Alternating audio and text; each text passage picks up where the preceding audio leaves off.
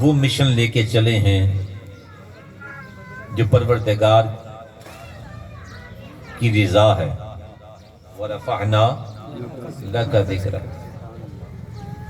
اللہ تعالیٰ ان کی مسائی جمیلہ کو اپنی بارگاہ میں شرف قبولیت عطا فرمائے، اور اس پاکیزہ محفل کی برکات اللہ تعالیٰ اس پورے علاقے کو عطا فرمائے۔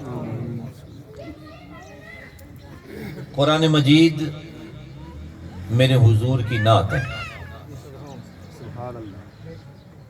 ایک تو یہ بات ہمارے دلوں پر نقش ہونی چاہیے، بعض چیزیں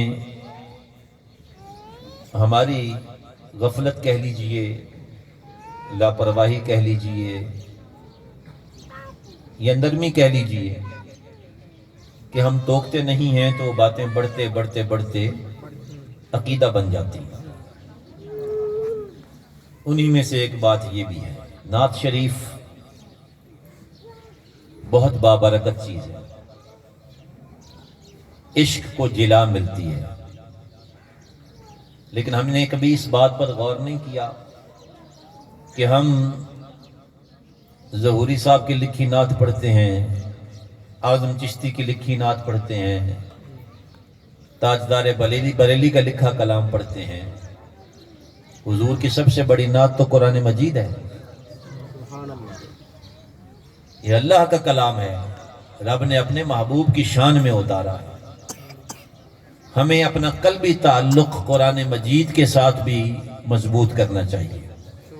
یہ سب سے بڑی نعت ہے، الحمد کی الف سے لے کر والناس کی شین ناسین تک، شداں مداں زیراں زبراں شان تیری بچ آئی ہیں۔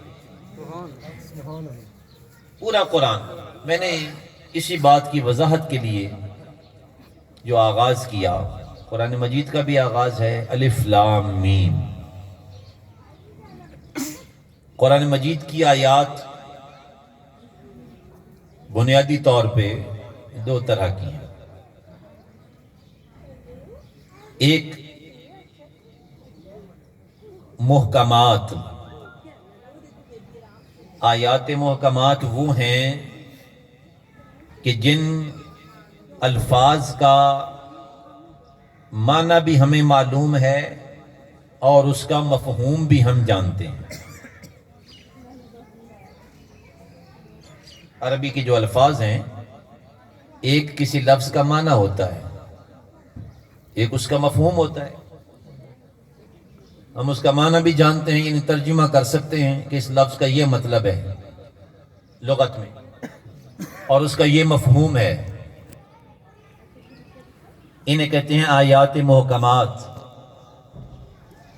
اور دوسری قسم کی ہے آیات متشابہات۔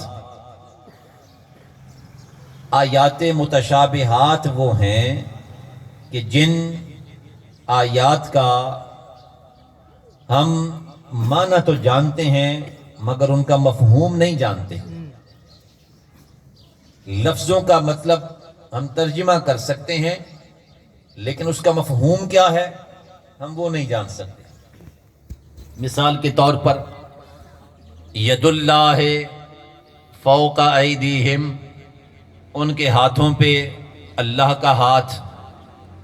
اب ہم نے ترجمہ تو کر لیا ید اللہ، اللہ کا ہاتھ، لیکن مفہوم کیا ہے، اللہ کا ہاتھ کیسا ہے، یہ ہم نہیں جان سکتے۔ سمجھ رہے ہیں بات؟ درس قرآن ماہانہ بنیادوں پہ شروع کرنے کا ہمارا ارادہ ہے، تو آپ یہاں سے اندازہ کیجئے گا ہم نے قرآن مجید کو کیسے سمجھنا ہے۔ یہ شروعات ہیں، الف لام میم۔ آیات محکمات جن لفظوں کا ہمیں معنی بھی معلوم ہے اور مفہوم بھی معلوم ہے۔ دوسری قسم ہے آیات متشابہات، جن کا معنی تو ہمیں معلوم ہے مگر مفہوم سے ہم واقف نہیں ہیں۔